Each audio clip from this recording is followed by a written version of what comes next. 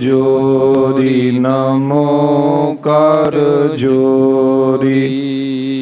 गुर हर कृष्ण मनाऊं बहोरी। गुर तेग बहादुर परम कृपाला जी परम कृपाला। श्री गुरु गोबिंद सिंह बिसाला। तरु तरा फर पुन पुन सीसा। वाहिगुरु पुन पुन सीसा। बंदों बार बार जगदीसा। जिसमें अमृत ज्ञान है मानक भगत बैराग। श्री गुरु ग्रंथ साहिब उदद बंदो कर अनुराग। श्री गुर शब्द कमाए जिन जीते पंच विकार। तिन संतन कौ बंदना सिर चरणन पर धार। एकंकार सतगुरु तेह प्रसाद सच होए। वाहिगुरु जी की फतेह है विघ्न विनाशन सोए। एकंकार सतगुरु तेह प्रसाद सच होए। वाहिगुरु जी की फतेह है विघ्न विनाशन सोए। सतनाम श्री वाहिगुरु साहिब जी। महता सकतो सिख निहालो। बसे आगरे सुमत विसालो। दर्शन श्री अर्जन के आए। बंदन कर कै बैठ अलाए। महता सकतो सिख निहालो। वाहिगुरु जी का खालसा वाहिगुरु जी की फतेह।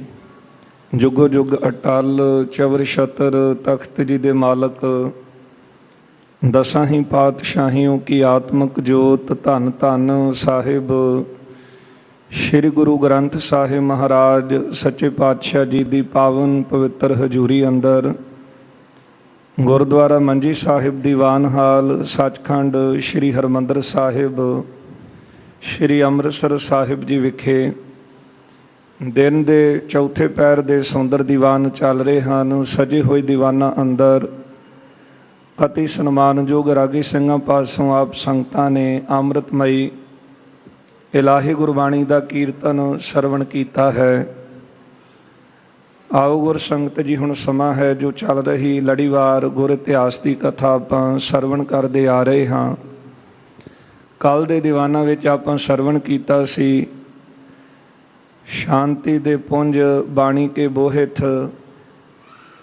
शहीदां दे सरताज प्रतख हर ऐसे दीन दयाल सतगुरु धन गुरु श्री गुरु अर्जन देव साहब सच्चे पातशाह जी बेअंत ही संगतां सतगुरु जी के दर्शन दीदार वास्ते अमृतसर आउंदियां ने। कीमती भेटावां गुरु चरणों में अर्पण करदियां ने। महाराज जी के मुखार बिन तो अमृतमयी उपदेश सुनदियां हन।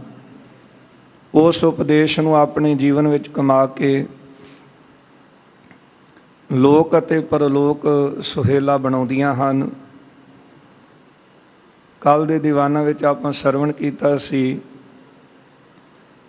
भाई गोपी मेहता भाई नत्था ते भाई भाऊ मोकल ते ढिल्ली मंडल ये नाम हैं सिखां दे।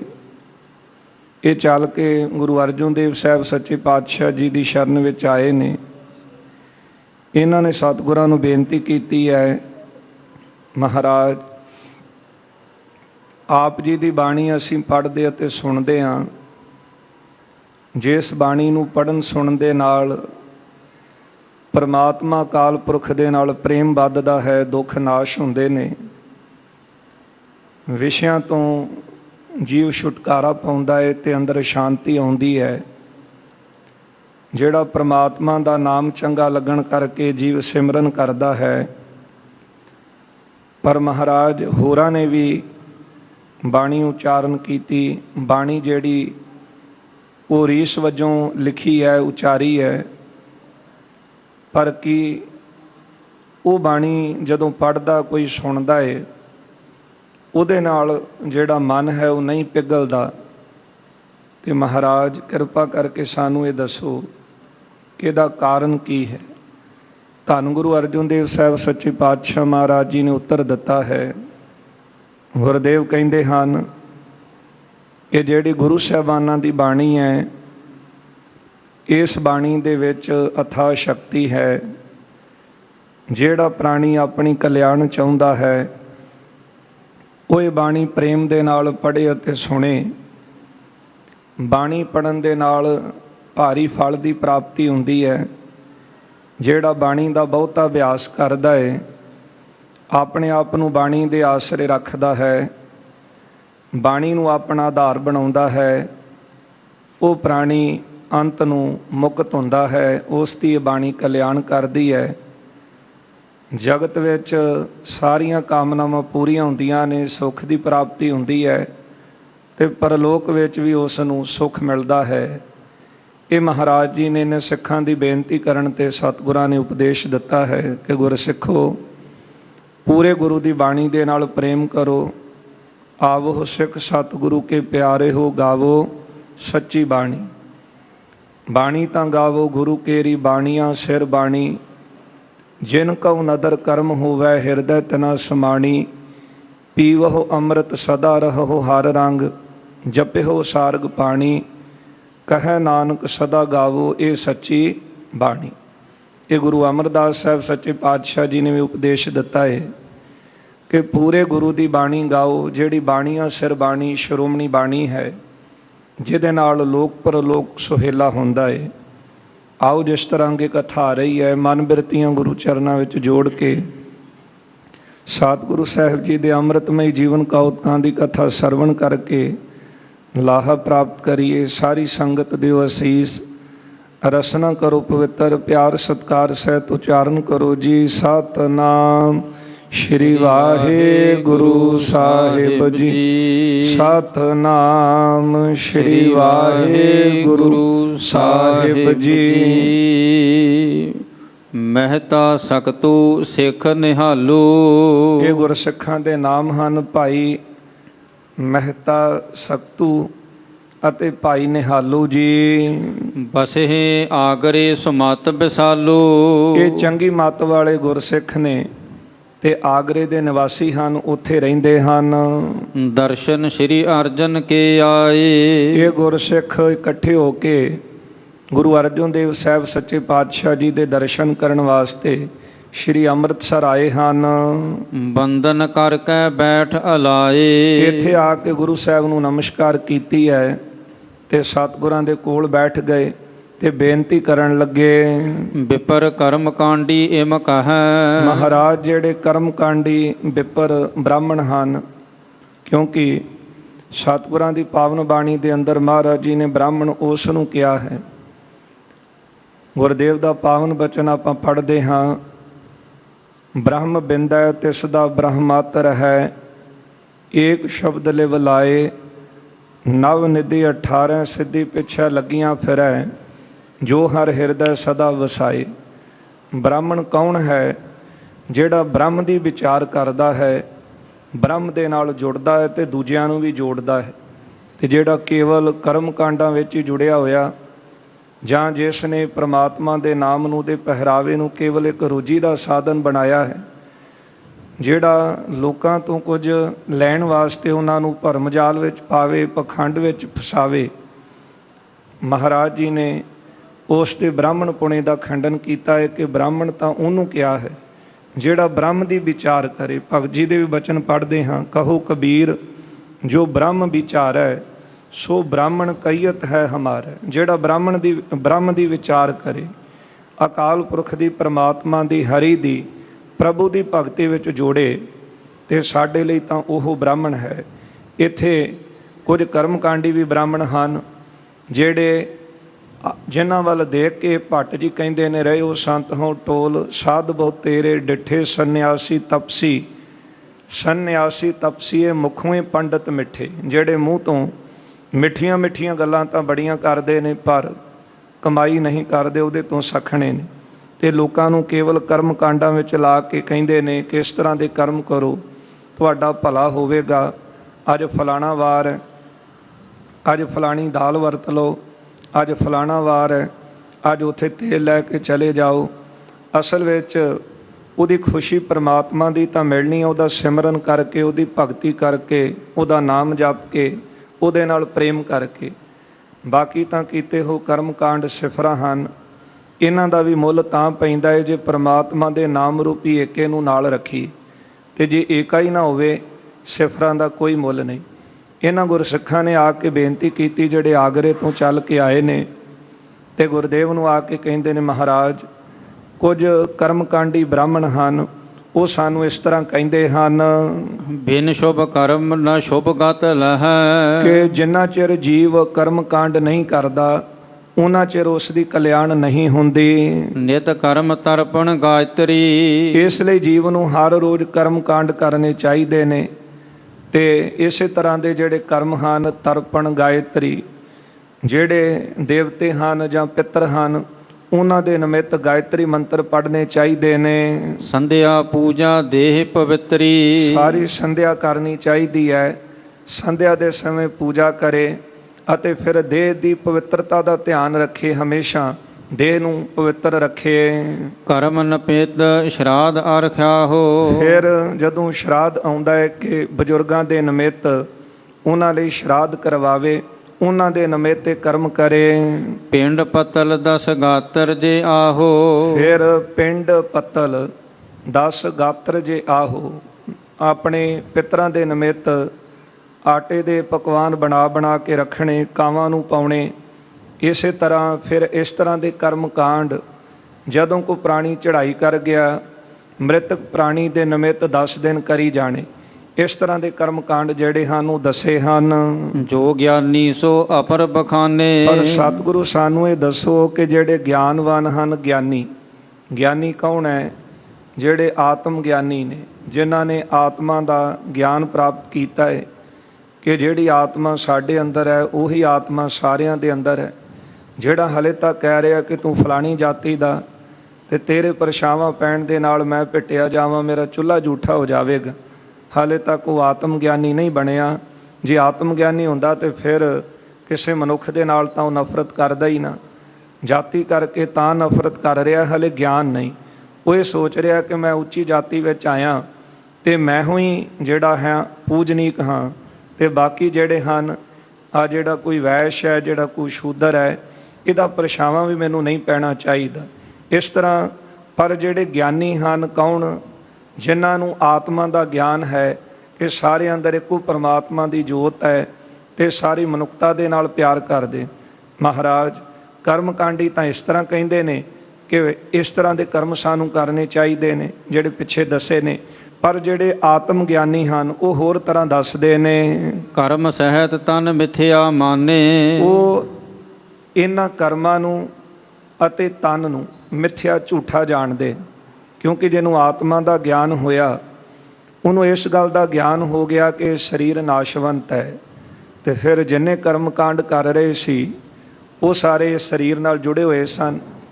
ਕਿਉਂਕਿ ਜੇ ਭਾਵੇਂ ਪਿੱਤਰਾਂ ਨਿਮਿਤ ਕੋ ਕਰਮ ਕੀਤਾ, ਪਿੰਡ ਪੱਤਲ ਕਿਰਿਆ ਇਤਿਆਦਿਕ 10 ਦਿਨ ਮਰੇ ਹੋਏ ਪ੍ਰਾਣੀ ਨਿਮਿਤ ਸਾਰੇ ਕਰਮ ਕਾਂਡ ਕੀਤੇ।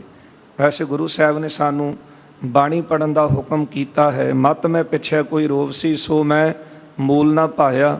ਫਿਰ ਮਹਾਰਾਜ ਕਰਨਾ ਕੀ ਹੈ? ਅਤੇ ਗੁਰਦੇਵ ਨੇ ਕਿਹਾ ਸੀ ਮੈਂ ਪਿੱਛੇ ਕੀਰਤਨ ਕਰਿਓ ਨਿਰਵਾਣ ਜੀ।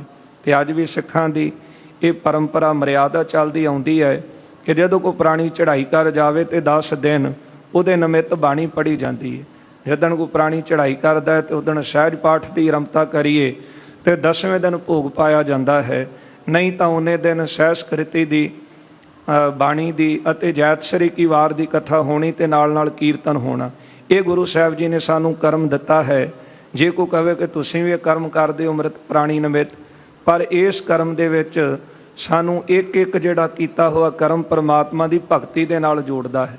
ਇਸ ਲਈ ਜਿਹੜਾ ਕਰਮ ਸਾਨੂੰ ਪਰਮਾਤਮਾ ਦੀ ਭਗਤੀ ਨਾਲ ਸਿਮਰਨ ਨਾਲ ਜੋੜੇ ਉਹ ਕਰਮ ਤਾਂ ਕੀਤਾ ਹੋਇਆ ਭਲਾ ਹੈ, ਪਰ ਜਿਹੜੇ ਫਜ਼ੂਲ ਵਿੱਚ ਕਰਮ ਕਾਂਡ ਹਨ, ਜੇ ਪ੍ਰਾਣੀ ਚੜ੍ਹਾਈ ਕੀਤਾ ਉਹਦੇ ਨਿਮਿਤ ਪਹਿਲਾਂ ਕੋਈ ਕਾਨਾ ਰੱਖਦਾ ਹੈ, ਕੋਈ ਘੜੇ ਭੰਨਦਾ ਹੈ, ਉਹ ਕਿਸੇ ਤਰ੍ਹਾਂ ਦਾ ਕਰਮ ਕਾਂਡ ਕਰਦਾ ਹੈ।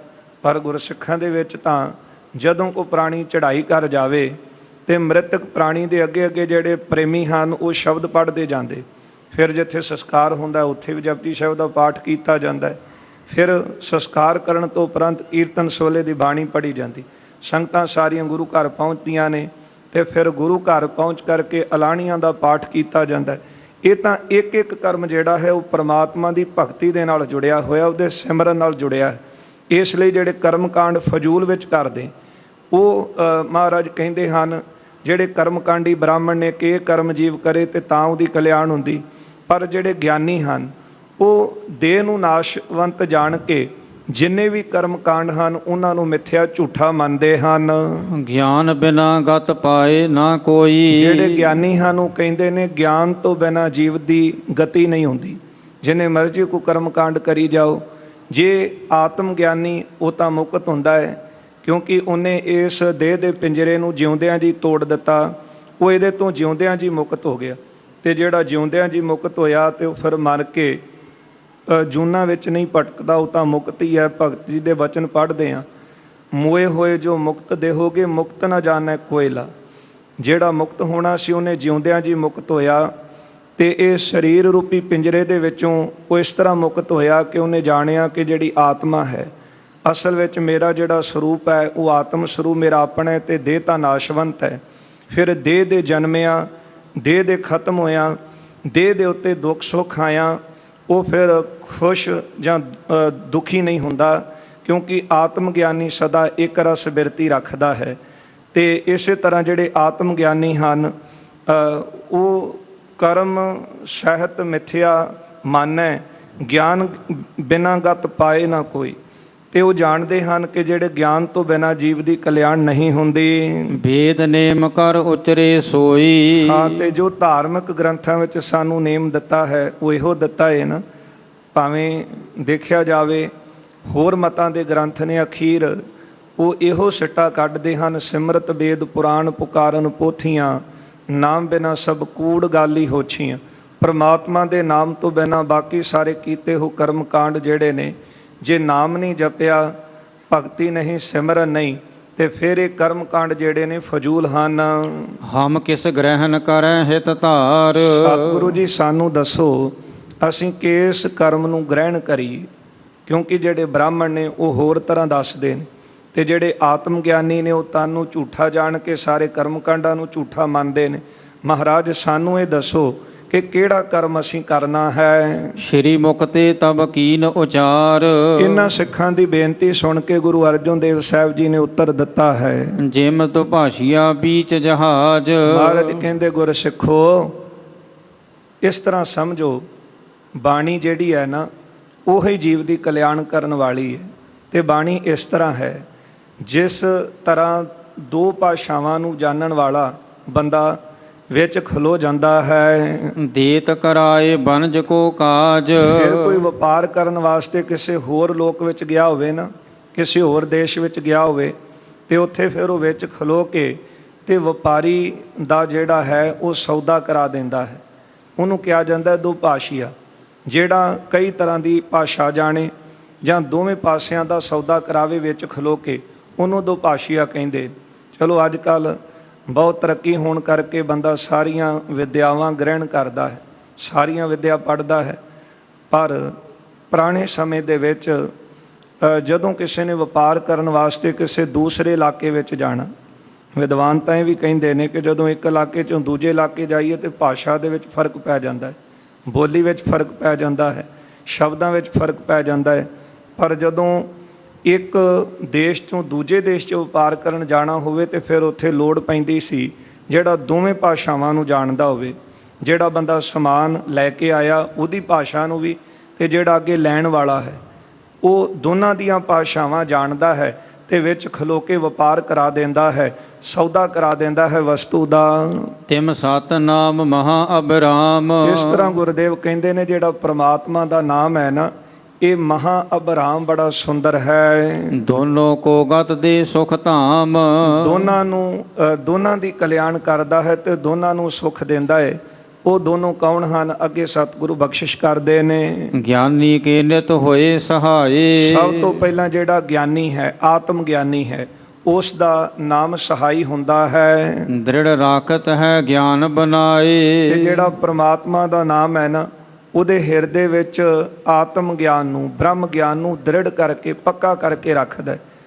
ਕਿਉਂਕਿ ਅਵਸਥਾ ਵਿੱਚ ਵੀ ਕਈ ਵਾਰੀ ਫਰਕ ਪੈ ਜਾਂਦਾ ਹੈ। ਜਿਉਂ-ਜਿਉਂ ਆਪਾਂ ਪਰਮਾਤਮਾ ਦਾ ਸਿਮਰਨ ਕਰਦੇ ਹਾਂ, ਸੰਗਤ ਕਰਦੇ ਹਾਂ, ਤਿਉਂ-ਤਿਉਂ ਨਾਮ ਦਾ ਰੰਗ ਚੜ੍ਹਦਾ ਹੈ। ਪਰ ਜਿਉਂ-ਜਿਉਂ ਸੰਗਤ ਤੋਂ ਦੂਰ ਜਾਈਏ, ਕੁਝ ਸੰਗੀਆਂ ਦੀ ਕਿਤੇ ਸੰਗਤ 'ਚ ਬੰਦਾ ਬੈਠ ਜਾਵੇ ਤੇ ਫਿਰ ਉਹਨਾਂ ਦਾ ਰੰਗ ਚੜ੍ਹਨਾ ਸ਼ੁਰੂ ਹੋ ਜਾਂਦਾ ਹੈ। ਇਸੇ ਤਰ੍ਹਾਂ ਮਹਾਰਾਜ ਕਹਿੰਦੇ ਜਿਹੜਾ ਪਰਮਾਤਮਾ ਦਾ ਨਾਮ ਹੈ ਨਾ, ਜਿਹੜੇ ਆਤਮ ਗਿਆਨੀ ਨੇ ਉਹਨਾਂ ਦੇ ਗਿਆਨ ਨੂੰ ਹੋਰ ਵਧਾਉਂਦਾ ਹੈ, ਉਹਨਾਂ ਨੂੰ ਆਤਮ ਗਿਆਨ ਵਿੱਚ ਪਰਪੱਕ ਕਰਕੇ ਰੱਖਦਾ ਹੈ। ਕਿਉਂਕਿ ਜਿਹੜਾ ਆਤਮ ਗਿਆਨੀ ਹੈ ਨਾ, ਉਹ ਫਿਰ ਸਿਮਰਨ ਦਾ ਅਭਿਆਸ ਉਹਦਾ ਦਿਨੋਂ ਦਿਨ ਵੱਧਦਾ ਹੀ ਜਾਂਦਾ ਹੈ। ਆਪਾਂ ਪੂਰਨ ਬ੍ਰਹਮ ਗਿਆਨੀ ਬਾਬਾ ਬੁੱਢਾ ਸਾਹਿਬ ਜੀ ਦਾ ਜੀਵਨ ਪੜ੍ਹਦੇ ਹਾਂ। ਅਖੀਰਲਾ ਸਮਾਂ ਬਾਬਾ ਬੁੱਢਾ ਸਾਹਿਬ ਜੀ ਦਾ ਤੇ ਗੁਰੂ ਹਰਗੋਬਿੰਦ ਸਾਹਿਬ ਜੀ ਨੇ ਦਰਸ਼ਨ ਕਰਨ ਆਏ। ਕਿਉਂਕਿ ਬਾਬਾ ਬੁੱਢਾ ਸਾਹਿਬ ਬਹੁਤ ਹੀ ਪੂਜਨੀਕ ਹਸਤੀ ਹੈ ਸਿੱਖ ਪੰਥ ਦੇ ਵਿੱਚ। ਤੇ ਗੁਰੂ ਹਰਗੋਬਿੰਦ ਸਾਹਿਬ ਜੀ ਨੂੰ ਦੇਖ ਕਰਕੇ ਸਤਿਗੁਰਾਂ ਨੇ ਸਿੱਖਾਂ ਨੂੰ ਪੁੱਛ ਲਿਆ ਕਿ ਅੱਜ ਬਾਬਾ ਜੀ ਦਾ ਨੇਮ ਪੂਰਾ ਹੋਇਆ ਨਹੀਂ? ਤੇ ਸਿੱਖਾਂ ਨੇ ਕਿਹਾ ਕਿ ਨਹੀਂ, ਅੱਜ ਤਾਂ ਉਹ ਇਸੇ ਤਰ੍ਹਾਂ ਹੀ ਬਿਰਾਜੇ ਨੇ। ਤੇ ਗੁਰੂ ਸਾਹਿਬ ਜੀ ਨੇ ਬਾਬਾ ਬੁੱਢਾ ਸਾਹਿਬ ਜੀ ਨੂੰ ਜਦੋਂ ਮਿਲੇ ਤੇ ਆਪਸੀ ਕੁਝ ਵਾਰਤਾਲਾਪ ਹੋਈ ਤੇ ਸਤਿਗੁਰਾਂ ਨੇ ਕਿਹਾ, ਬਾਬਾ ਜੀ ਅਸੀਂ ਜਾਣਦੇ ਹਾਂ ਕਿ ਤੁਸੀਂ ਹਿਰਦੇ ਕਰਕੇ ਪ੍ਰਮਾਤਮਾ ਦੀ ਭਗਤੀ ਵਿੱਚ ਜੁੜੇ ਹੋਏ ਹੋ, ਪਰ ਜਿਹੜਾ ਨੇਮ ਹੈ ਇਹ ਵੀ ਜ਼ਰੂਰੀ ਹੈ।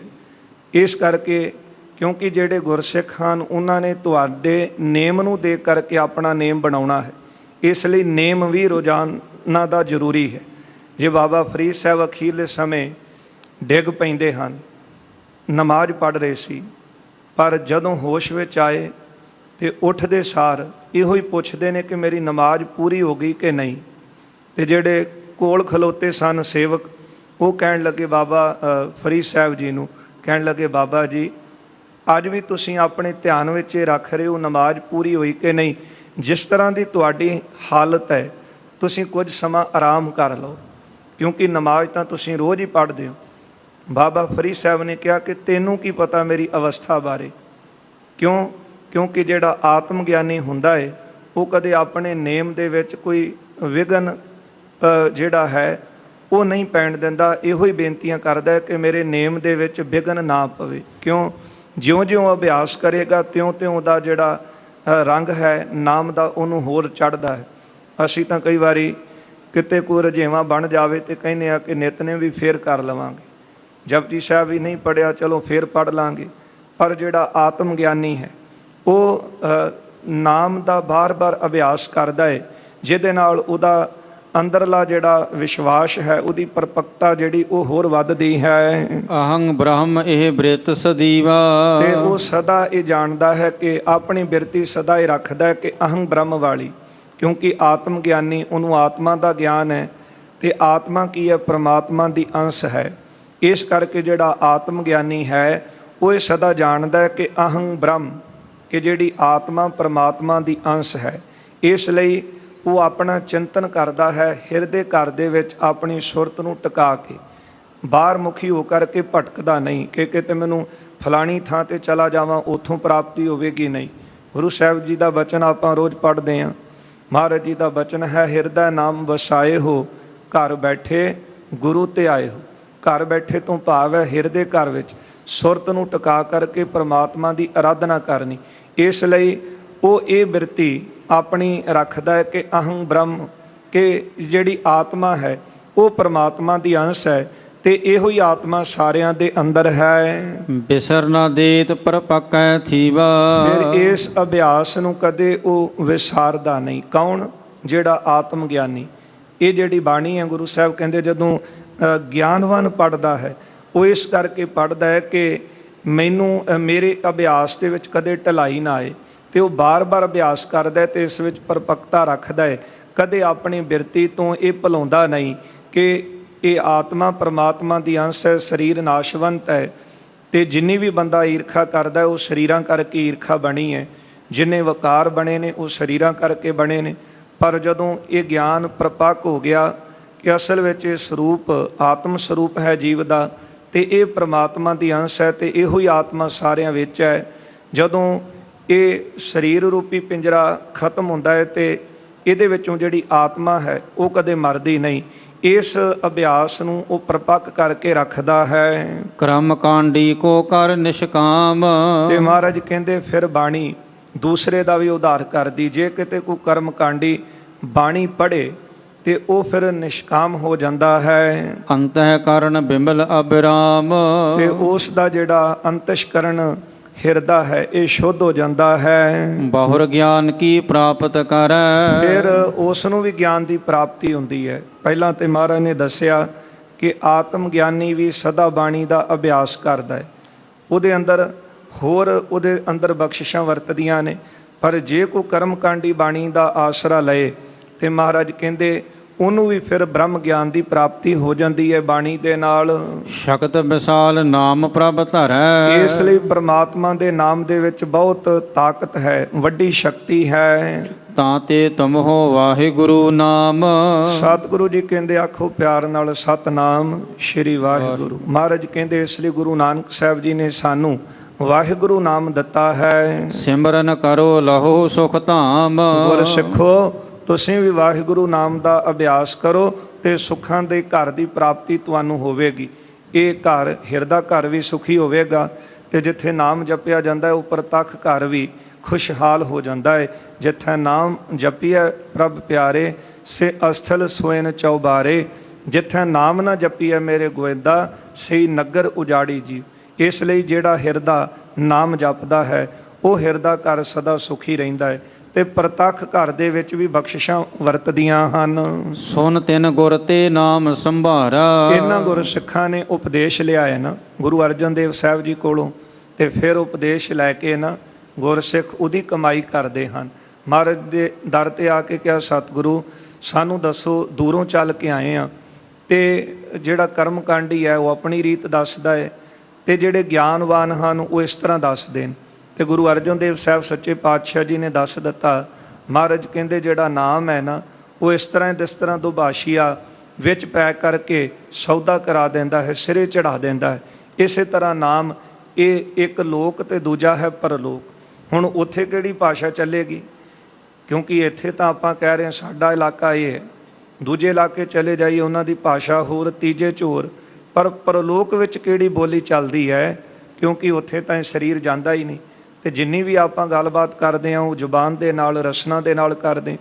ਪਰ ਮਹਾਰਾਜ ਕਹਿੰਦੇ ਉੱਥੇ ਤਾਂ ਸਰੀਰ ਇਹ ਤੱਤ ਤਾਂ ਇੱਥੇ ਖਤਮ ਹੋ ਗਏ। ਹੁਣ ਪਰਲੋਕ ਵਿੱਚ ਕਿਹੜੀ ਭਾਸ਼ਾ ਚੱਲੇਗੀ? ਉਹ ਤਾਂ ਕੇਵਲ ਇੱਕੋ ਹੀ ਇੱਕ ਭਾਸ਼ਾ ਹੈ, ਉਹ ਨਾਮ ਦੀ ਹੈ। ਇਸ ਕਰਕੇ ਗੁਰਦੇਵ ਦਾ ਪਾਵਨ ਵਚਨ ਪੜ੍ਹਦੇ ਹਾਂ, ਜਹ ਮਾਤ ਪਿਤਾ ਸੁਤ ਮੀਤ ਨਾ ਭਾਈ, ਮਨ ਊਹਾ ਨਾਮ ਤੇਰਾ ਸੰਗ ਸਹਾਈ।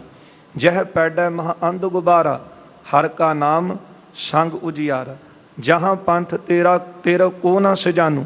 ਜਿੱਥੇ ਕੋਈ ਤੈਨੂੰ ਜਾਣਨ ਵਾਲਾ ਨਹੀਂ, ਪਛਾਣਨ ਵਾਲਾ ਨਹੀਂ, ਮਹਾਰਾਜ ਕਹਿੰਦੇ ਉੱਥੇ ਨਾਮ ਕਰਕੇ ਤੇਰੀ ਪਛਾਣ ਬਣੇਗੀ। ਫਿਰ ਰੇ ਦਰਗਹਿ ਕਹਿ ਨਾ ਕੋ, ਆਓ ਬੈਠ ਆਦਰ ਸ਼ੁਭ ਦੇਵ। ਜੇ ਕੋਈ ਬਾਹਰਲਾ ਬੰਦਾ ਆਵੇ ਤੇ ਬੰਦਾ ਕਹਿੰਦਾ ਕਿੱਧਰ ਮੂੰਹ ਚੁੱਕ ਕੇ ਆ ਗਏ। ਪਰ ਜਿਨ੍ਹਾਂ ਨੇ ਨਾਮ ਜਪਿਆ ਹੁੰਦਾ ਹੈ ਨਾ, ਤੇ ਗੁਰਦੇਵ ਕਹਿੰਦੇ ਫਿਰ ਪਰਲੋਕ ਵਿੱਚ ਉਹਨਾਂ ਨੂੰ ਇਹ ਨਹੀਂ ਪੁੱਛਿਆ ਜਾਂਦਾ ਤੁਸੀਂ ਕੌਣ ਹੋ ਤੇ ਕਿੱਧਰੋਂ ਆਏ ਹੋ। ਉਹਨਾਂ ਨੂੰ ਫਿਰ ਰੇ ਦਰਗਹਿ ਕਹਿ ਨਾ ਕੋ, ਆਓ ਬੈਠ ਆਦਰ ਸ਼ੁਭ ਦੇਵ। ਉਹਨਾਂ ਨੂੰ ਸਨਮਾਨ ਦਿੱਤਾ ਜਾਂਦਾ ਹੈ, ਸਤਕਾਰਿਆ ਜਾਂਦਾ ਹੈ। ਅੰਤ ਪਰਮ ਪਦ ਲਹਿਓ ਸੁਖਾਰਾ। ਇਹਨਾਂ ਗੁਰਸਿੱਖਾਂ ਨੇ ਗੁਰੂ ਸਾਹਿਬ ਤੋਂ ਉਪਦੇਸ਼ ਲਿਆ। ਮਹਾਰਾਜ ਕਹਿੰਦੇ ਫਿਰ ਗੁਰਸਿੱਖੋ ਤੁਸੀਂ ਵਾਹਿਗੁਰੂ ਨਾਮ ਜਪੋ, ਜਿਹਦੇ ਨਾਲ ਤੁਸੀਂ ਸੁਖੀ ਹੋਵੋਗੇ। ਇਹਨਾਂ ਨੇ ਫਿਰ ਵਾਹਿਗੁਰੂ ਨਾਮ ਦਾ ਅਭਿਆਸ ਕੀਤਾ, ਤੇ ਅੰਤ ਨੂੰ ਇਹਨਾਂ ਨੇ ਵਾਹਿਗੁਰੂ ਤਾਂ ਤੇ ਤੁਮ ਵਾਹਿਗੁਰੂ ਨਾਮ ਸਿਮਰਨ ਕਰੋ ਲਓ ਸੁਖ ਧਾਮ, ਸੁਣ ਤਿਨ ਗੁਰ ਤੇ ਨਾਮ ਸੰਭਾਰਾ।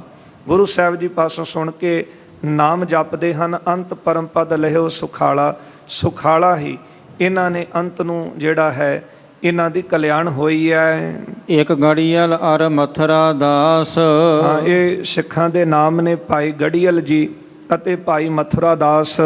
ਆਏ ਦਰਸ ਕੀਨੋ ਗੁਰ ਪਾਸ। ਇਹਨਾਂ ਗੁਰਸਿੱਖਾਂ ਨੇ ਆ ਕੇ ਸਤਿਗੁਰਾਂ ਦੇ ਦਰਸ਼ਨ ਕੀਤੇ ਹਨ। ਢੋਵੈ ਪੋਟ ਕਿਰਤ ਇਹ ਧਰੈ। ਇਹ ਗੁਰਸਿੱਖ ਪੋਟ ਕਹਿੰਦੇ ਹਨ ਸਮਾਨ ਨੂੰ, ਇਹ ਸਮਾਨ ਢੋਂਦੇ ਸਨ, ਇਹਨਾਂ ਦਾ ਇਹ ਵਪਾਰ ਸੀ। ਕਿਰਤ ਇਹ ਧਰੈ, ਤੇ ਇਸ ਤਰ੍ਹਾਂ ਇਹ ਆਪਣੀ ਕਿਰਤ ਕਰਦੇ ਸਨ। ਗੁਰ ਸਿੱਖੀ ਕੋ ਧਾਰਨ ਕਰੈ। ਇਹਨਾਂ ਨੇ ਵੀ ਗੁਰਸਿੱਖੀ ਧਾਰਨ ਕੀਤੀ ਹੋਈ ਹੈ। ਇੱਥੇ ਇਹ ਨਹੀਂ ਦੇਖਿਆ ਜਾਂਦਾ ਕੌਣ ਵੱਡਾ ਸ਼ਾਹੂਕਾਰ ਹੈ ਤੇ ਕੌਣ ਜਿਹੜਾ ਹੈ ਉਹ ਛੋਟਾ ਕੰਮ ਕਰਨ ਵਾਲਾ ਗਰੀਬ ਹੈ। ਜਿਹੜਾ ਵੀ ਗੁਰੂ ਸਾਹਿਬ ਦੇ ਚਰਨਾਂ ਵਿੱਚ ਆਇਆ, ਜਿਹਨੇ ਵੀ ਆ ਕੇ ਬੇਨਤੀ ਕੀਤੀ ਮਹਾਰਾਜ ਕਿਰਪਾ ਕਰੋ ਮੇਰੀ ਕਲਿਆਣ ਹੋਵੇ, ਮੈਨੂੰ ਉਪਦੇਸ਼ ਦਿਓ, ਤੇ ਸਤਿਗੁਰੂ ਇੱਕੋ ਜਿਹਾ ਪਿਆਰ ਗੁਰਸਿੱਖਾਂ ਨਾਲ ਕਰਦੇ ਨੇ। ਗੁਰਸਿੱਖਾਂ ਇੱਕੋ ਪਿਆਰ, ਗੁਰਮਿੱਤਾਂ ਪੁੱਤਾਂ ਭਾਈਆਂ। ਤੇ ਇਸ ਤਰ੍ਹਾਂ ਮਹਾਰਾਜ ਜੀ ਦਾ ਪ੍ਰੇਮ ਹੈ ਗੁਰਸਿੱਖਾਂ ਦੇ ਨਾਲ, ਜਿਸ ਤਰ੍ਹਾਂ ਕੋਈ ਪੁੱਤਰਾਂ ਨਾਲ, ਭਰਾਵਾਂ ਦੇ ਨਾਲ, ਮਿੱਤਰਾਂ ਦੇ ਨਾਲ ਕਰਦਾ ਹੈ। ਸਤਿਗੁਰੂ ਗੁਰਸਿੱਖਾਂ ਦੇ ਵਿੱਚ ਹੀ ਪਰਿਵਾਰ ਦੇਖਦੇ ਹਨ। ਇਹੋ ਹੀ ਸਤਿਗੁਰੂ ਕਹਿੰਦੇ ਹਨ ਤੁਸੀਂ ਹੀ ਮੇਰੇ ਭਾਈ ਹੋ, ਤੁਸੀਂ ਹੀ ਪੁੱਤਰ ਹੋ, ਤੁਸੀਂ ਹੀ ਮੇਰੇ ਮਿੱਤਰ ਹੋ। ਤੇ ਜਿਹੜਾ ਵੀ ਸਤਿਗੁਰਾਂ ਦੇ ਚਰਨਾਂ 'ਚ ਆਇਆ, ਬੇਨਤੀ ਕੀਤੀ, ਮਹਾਰਾਜ ਨੇ ਉਹਨੂੰ ਉਪਦੇਸ਼ ਦਿੱਤਾ ਹੈ। ਜੇ ਭਾਈ ਗੜੀਅਲ, ਭਾਈ ਮਥੁਰਾ ਦਾਸ ਇਹ ਸਮਾਨ ਢੋਣ ਦਾ ਕੰਮ ਕਰਦੇ ਸੀ ਤੇ ਹੈ ਇਹ ਗੁਰੂ ਕੇ ਸਿੱਖ ਨੇ, ਤੇ ਗੁਰੂ ਸਾਹਿਬ ਦੇ ਚਰਨਾਂ 'ਚ ਆਏ, ਦਰਸ਼ਨ ਕੀਤੇ, ਤੇ ਇਹਨਾਂ ਨੇ ਗੁਰਸਿੱਖੀ ਧਾਰਨ ਕੀਤੀ ਹੋਈ ਸੀ। ਸੁਤ ਬਨਤਾ ਜੁਤ ਸਿੱਖਨ ਸੇਵੈ। ਆਪਣੀ ਘਰਵਾਲੀ, ਪੁੱਤਰਾਂ ਦੇ ਸਮੇਤ, ਬੱਚਿਆਂ ਦੇ ਸਮੇਤ ਸਿੱਖਾਂ ਦੀ ਸੇਵਾ ਕਰਦੇ ਸੀ। ਇਹ ਵੀ ਵੱਡੀ ਬਖਸ਼ਿਸ਼ ਹੈ ਕਿ ਜਿਹੜਾ ਆਪ ਜੁੜਿਆ ਹੈ ਉਹ ਆਪਣੇ ਪਰਿਵਾਰ ਨੂੰ ਵੀ ਨਾਲ ਜੋੜਦਾ ਹੈ ਤੇ ਉਹਨੂੰ ਵੱਡੀ ਪ੍ਰਾਪਤੀ ਜਿਹੜੀ ਉਹ ਹੁੰਦੀ ਹੈ। ਪਰ ਜੇ ਇਕੱਲਾ ਆਪ ਜੁੜ ਕੇ ਬੈਠਾ ਹੈ, ਪਰਿਵਾਰ ਹੋਰ ਪਾਸੇ ਤੁਰ ਰਿਹਾ ਹੈ, ਤੇ ਕਈ ਵਾਰੀ ਬੰਦਾ ਉਧਰ ਉਹਨਾਂ ਵੱਲ ਦੇਖ ਕਰਕੇ ਫਿਰ ਨਿਰਾਸ਼ਤਾ ਵਿੱਚ ਆ ਜਾਂਦਾ ਹੈ ਕਿ ਮੈਨੂੰ ਤਾਂ ਸਿੱਖੀ ਪ੍ਰਾਪਤ ਹੋ ਗਈ ਤੇ ਪਰ ਹਲੇ ਮੇਰਾ ਪਰਿਵਾਰ ਇਸ ਚੀਜ਼ ਤੋਂ ਵਾਂਝਾ ਰਹਿ ਗਿਆ। ਜਦੋਂ ਕਿਤੇ ਬਾਣੀ ਕੰਨੀ ਪੈਣੀ, ਕੀਰਤਨ ਸੁਣਨਾ, ਤੇ ਜਿਹੜਾ ਤੇ ਜੁੜਿਆ ਹੈ ਉਹਨੂੰ ਚਾਅ ਚੜ੍ਹ ਜਾਂਦਾ ਹੈ। ਤੇ ਪਰ ਜਿਹੜਾ ਨਹੀਂ ਜੁੜਿਆ, ਜਿਹੜਾ ਨਹੀਂ ਇਹ ਕਦਰੋ ਕੀਮਤ ਨੂੰ ਜਾਣਦਾ, ਤੇ ਉਹ ਫਿਰ ਕਹਿ ਦਿੰਦਾ ਕਿ ਜੀ ਤੁਸੀਂ ਹਮੇਸ਼ਾ ਹੀ ਬਾਣੀ ਲਾ ਕੇ ਬੈਠ ਜਾਂਦੇ ਹੋ, ਤੁਸੀਂ ਕੀਰਤਨ ਲਾ ਲਿਆ, ਅਸੀਂ ਤਾਂ ਹੋਰ ਕੁਝ ਦੇਖਣਾ ਸੀ। ਇਸ ਤਰ੍ਹਾਂ ਘਰ ਦੇ ਵਿੱਚ ਫਿਰ ਉਹਨੂੰ ਜਿਹੜਾ ਜੁੜਿਆ ਹੋਇਆ ਹੈ ਉਹਨੂੰ ਫਿਰ ਤੰਗੀ ਆਉਂਦੀ ਹੈ। ਪਰ ਗੁਰੂ ਕਿਰਪਾ ਕਰੇ, ਵੈਸੇ ਸਿੱਖ ਰਹਿਤ ਮਰਿਆਦਾ ਦੇ ਇਹ ਵਿੱਚ ਆਉਂਦਾ ਬਚਨ ਆਉਂਦੇ ਹਨ। ਮਹਾਰਾਜ ਸਿੱਖ ਸਿੱਖਣੀ ਮਿਲ ਬਹਿ ਚਰਚਾ ਕਰੇ ਅਪਾਰ। ਜਿੱਥੇ ਸਿੱਖ ਸਿੱਖਣੀ ਦੋਵੇਂ ਮਿਲ ਕੇ ਬੈਠਣ, ਪਰਮਾਤਮਾ ਦੇ ਨਾਮ ਦੀ ਚਰਚਾ ਕਰਨ, ਆਪ ਜਪਜੀ ਸਾਹਿਬ ਦਾ ਪਾਠ ਕਰਨ, ਉੱਥੇ ਆਪਣੇ ਬੱਚਿਆਂ ਨੂੰ ਵੀ ਨਾਲ ਬਿਠਾਉਣ, ਤੇ ਇਸ ਤਰ੍ਹਾਂ ਬਖਸ਼ਿਸ਼ਾਂ ਪਰਿਵਾਰਾਂ ਵਿੱਚ ਫਿਰ ਰਹਿੰਦੀਆਂ ਹਨ। ਫਿਰ ਉਲਾਂਭਾ ਦੇਣ ਦੀ ਲੋੜ ਹੀ ਨਹੀਂ ਕਿ ਜੀ ਸਾਡੇ ਬੱਚੇ ਕਿਸੇ ਹੋਰ ਪਾਸੇ ਤੁਰ ਪਏ, ਉਹ ਤਾਂ ਉੱਠਦੇ ਨਹੀਂ, ਸੰਗਤ ਨਹੀਂ ਕਰਦੇ, ਜਪਜੀ ਸਾਹਿਬ ਨਹੀਂ ਪੜ੍ਹਦੇ।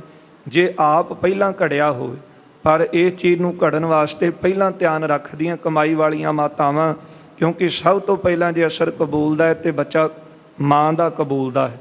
ਠੀਕ ਹੈ, ਬਾਪ ਦੀਆਂ ਵੀ ਬੜੀਆਂ ਜ਼ਿੰਮੇਵਾਰੀਆਂ ਨੇ, ਪਰ ਸਭ ਤੋਂ ਪਹਿਲਾ ਫਰਜ਼ ਜਿਹੜਾ ਹੈ ਉਹ ਮਾਤਾ ਦਾ ਹੈ, ਮਾਂ ਦਾ ਹੈ। ਮਾਂ ਦੇ ਅਸਰ ਨੂੰ ਤਾਂ ਬੱਚਾ ਮਾਂ ਦੀ ਗਰਭ ਵਿੱਚ ਹੀ ਕਬੂਲਣ ਲੱਗ ਪੈਂਦਾ। ਜਿਸ ਤਰ੍ਹਾਂ ਦੇ ਮਾਂ ਕਰਮ ਕਰੇਗੀ, ਉਸੇ ਤਰ੍ਹਾਂ ਦਾ ਅਸਰ ਜਿਹੜਾ ਹੈ ਉਹ ਬੱਚਾ ਮਾਂ ਦੇ ਵਿੱਚ ਕਬੂਲਦਾ ਹੈ।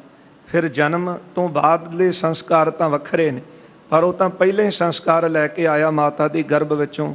ਜਿਸ ਤਰ੍ਹਾਂ ਦੀ ਖੁਰਾਕ ਮਾਂ ਖਾਂਦੀ, ਜੇ ਬੱਚਾ ਗਰਭ ਵਿੱਚ ਹੋਵੇ ਨਾ, ਤੇ ਡਾਕਟਰ ਵੀ ਸਲਾਹ ਦਿੰਦੇ ਨੇ ਕਿ ਫਲਾਣੀ ਖੁਰਾਕ ਇਹ ਤੁਸੀਂ ਰੋਕ ਦੇਣੀ, ਬੱਚੇ 'ਤੇ ਅਸਰ ਕਰੇਗੀ, ਮਾੜੀ ਖੁਰਾਕ ਨਾ ਖਾਇਓ।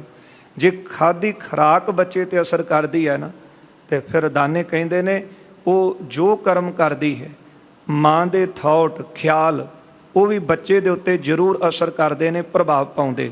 ਇਸ ਲਈ ਜਿਹੜੀਆਂ ਮਾਤਾਵਾਂ ਜਦੋਂ ਬੱਚਾ ਗਰਭ ਵਿੱਚ ਹੋਵੇ ਉਦੋਂ ਹੀ ਧਿਆਨ ਰੱਖਦੀਆਂ ਨੇ, ਤੇ ਮਹਾਂਪੁਰਖਾਂ ਦੇ ਜਦੋਂ ਜੀਵਨ ਪੜ੍ਹਦੇ ਆ ਨਾ, ਉਹਨਾਂ ਦੀਆਂ ਮਾਤਾਵਾਂ ਕਿੰਨੇ ਪਾਠ ਜਪਜੀ ਸਾਹਿਬ ਦੇ, ਸੁਖਮਨੀ ਸਾਹਿਬ ਦੇ ਸਿਮਰਨ ਕਰਨਾ, ਕੀਰਤਨ ਸੁਣਨਾ, ਸ਼ਹੀਦਾਂ ਦੇ ਇਤਿਹਾਸ ਨੂੰ ਸੁਣਨਾ, ਪੜ੍ਹਨਾ, ਤੇ ਫਿਰ ਉਹ ਬੱਚਾ ਵੀ ਜਿਹੜਾ ਹੈ ਕਮਾਈ ਵਾਲਾ ਜਨਮ ਲੈਂਦਾ ਹੈ।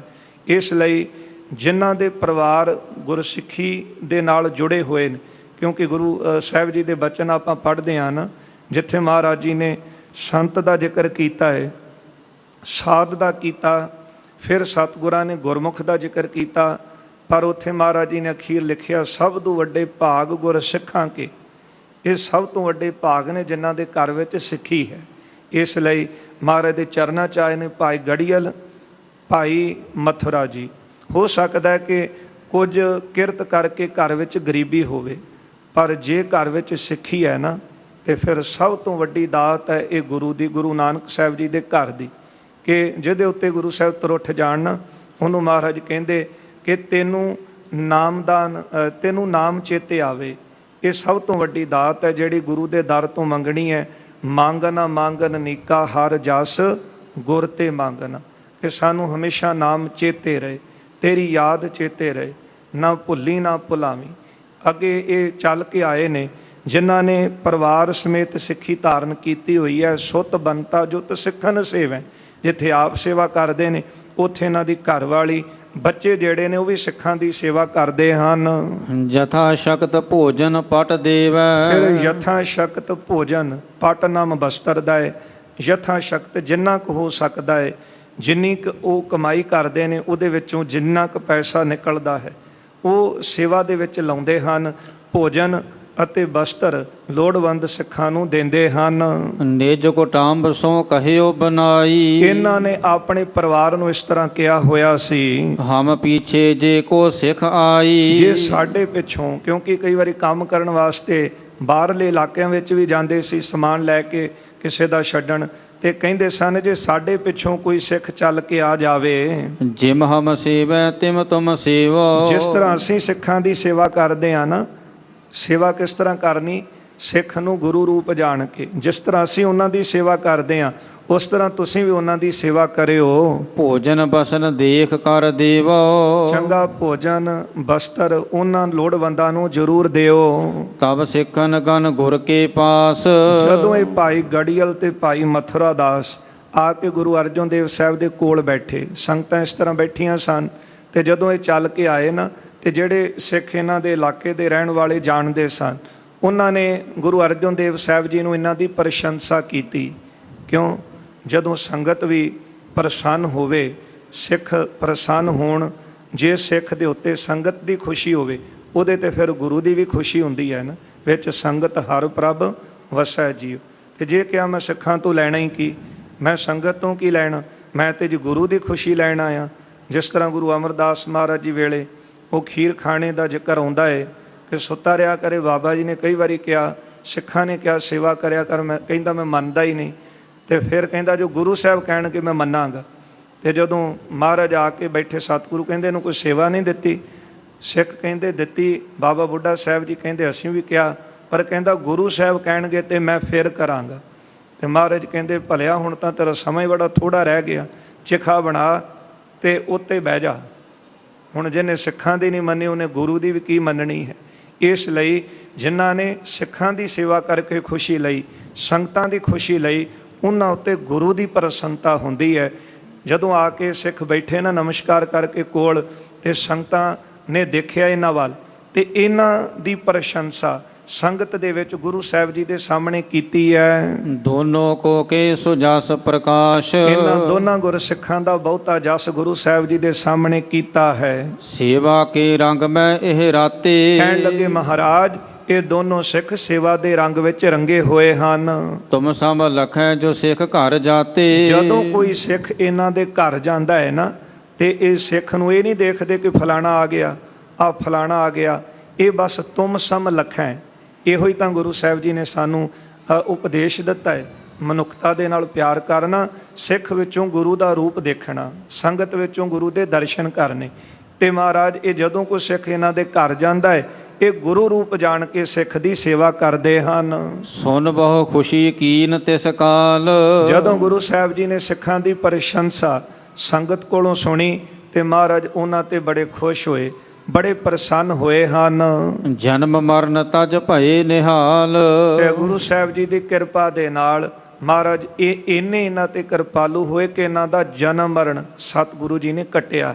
ਗੁਰੂ ਕਿਰਪਾ ਕਰਦਾ ਹੈ, ਜਿਹੜਾ ਸਿੱਖ ਸੇਵਕ ਸੇਵਾ ਦੇ ਵਿੱਚ ਆਪਣਾ ਆਪ ਰੰਗ ਦਿੰਦਾ ਹੈ, ਤੇ ਮਹਾਰਾਜ ਕਿਰਪਾ ਕਰਦੇ ਹਨ, ਉਹਦੀ ਕਲਿਆਣ ਗੁਰੂ ਆਪ ਕਰਦਾ ਹੈ। ਸਕਲ ਸ਼ਕਤ ਜੁਤ ਤਤ ਛਿਨ ਭਏ। ਸਤਿਗੁਰੂ ਦੀ ਬਖਸ਼ਿਸ਼ ਦੇ ਨਾਲ ਸਕਲ ਸ਼ਕਤ ਸਾਰੀਆਂ ਸ਼ਕਤੀਆਂ ਦੇ ਸਹਿਤ ਇਹ ਉਹ ਸਮੇਂ ਹੋ ਗਏ। ਅੰਤ ਪਰਮ ਪਦ ਸੋ ਮਿਲ ਗਏ। ਅੰਤ ਨੂੰ ਇਹਨਾਂ ਦੀ ਕਲਿਆਣ ਹੋਈ ਤੇ ਪਰਮ ਪਦਵੀ ਨੂੰ ਇਹਨਾਂ ਨੇ ਪ੍ਰਾਪਤ ਕੀਤਾ ਹੈ। ਗੰਗਾ ਸਹਿਗਲ ਜੋਦਾ ਮਹਾ। ਅੱਗੇ ਗੁਰਸਿੱਖਾਂ ਦੇ ਨਾਮ ਨੇ ਭਾਈ ਗੰਗਾ ਸਹਿਗਲ। ਇਹਦਾ ਜ਼ਿਕਰ ਇਹ ਗੁਰਸਿੱਖ ਦਾ ਮੀਰੀ ਪੀਰੀ ਦੇ ਮਾਲ ਗੁਰੂ ਹਰਗੋਬਿੰਦ ਸਾਹਿਬ ਜੀ ਦੇ ਇਤਿਹਾਸ ਵਿੱਚ ਪ੍ਰਸੰਗਾਂ 'ਚ ਵੀ ਆਵੇਗਾ। ਇਹ ਵੱਡਾ ਯੋਧਾ ਸੀ ਤੇ ਜੰਗਾਂ ਦੇ ਵਿੱਚ ਇਹਦਾ ਜ਼ਿਕਰ ਆਵੇਗਾ। ਭਾਈ ਗੰਗਾ ਸਹਿਗਲ ਜੀ ਇਹ ਵੱਡੇ ਯੋਧੇ ਸਨ। ਆਇਓ ਸ਼੍ਰੀ ਅਰਜਨ ਜੀ ਜਹਾਂ। ਇਹ ਚੱਲ ਕੇ ਗੁਰੂ ਅਰਜਨ ਦੇਵ ਸਾਹਿਬ ਜੀ ਦੇ ਕੋਲ ਆਇਆ, ਜਿੱਥੇ ਮਹਾਰਾਜ ਬਿਰਾਜਮਾਨ ਨੇ ਉੱਥੇ ਆਇਆ ਹੈ। ਬੰਦਨ ਕਰ ਬੈਠਿਓ ਜਬ ਪਾਸ। ਸਤਿਗੁਰੂ ਜੀ ਨੂੰ ਨਮਸਕਾਰ ਕਰਕੇ ਭਾਈ ਗੰਗਾ ਸਹਿਗਲ ਜੀ ਕੋਲ ਬੈਠ ਗਏ। ਸ਼੍ਰੀ ਮੁਖ ਤੇ ਤਬ ਕੀਨ ਪ੍ਰਕਾਸ਼। ਧੰਨ ਗੁਰੂ ਅਰਜਨ ਦੇਵ ਸਾਹਿਬ ਜੀ ਨੇ ਭਾਈ ਗੰਗਾ ਸਹਿਗਲ ਵੱਲ ਦੇਖਿਆ ਹੈ। ਇਹ ਵੱਡਾ ਯੋਧਾ ਹੈ, ਗੁਰੂ ਤਾਂ ਅੰਤਰਜਾਮੀ ਹੈ ਨਾ, ਮਹਾਰਾਜ ਸੱਚੇ ਪਾਤਸ਼ਾਹ ਜੀ ਜਾਣਦੇ ਹਨ ਇਹਦੇ ਅੰਦਰ ਦੀ। ਇਹ ਸ਼ਸਤਰਧਾਰੀ ਵੱਡਾ ਸੂਰਮਾ ਹੈ ਤੇ ਗੁਰੂ ਸਾਹਿਬ ਜੀ ਨੇ ਇਹਨੂੰ ਦੇਖ ਕੇ ਕਿਹਾ, ਤੁਮ ਮਲੇਸ਼ ਕੇ ਚਾਕਰ ਅਹੋ। ਜਿੱਥੇ ਚਾਕਰੀ ਕਰਦਾ ਸੀ ਹੋ ਸਕਦਾ ਕਿ ਉਹ ਜਿਹੜਾ ਮਾਲਕ ਸੀ ਉਹ ਵੱਡਾ ਪਾਪੀ ਹੋਵੇ, ਜ਼ੁਲਮ ਕਰਨ ਵਾਲਾ ਹੋਵੇ, ਇਸ ਲਈ ਗੁਰੂ ਸਾਹਿਬ ਜੀ ਨੇ ਇਹਨੂੰ ਉੱਥੇ ਵਰਜ ਦਿੱਤਾ। ਵੈਸੇ ਤਾਂ ਮਹਾਰਾਜ ਨੇ ਕਿਹਾ ਜਿਹੜਾ ਜਿੱਥੇ ਕਿਰਤ ਕਰ ਰਿਹਾ ਉੱਥੇ ਇਮਾਨਦਾਰੀ ਨਾਲ ਕਰੇ।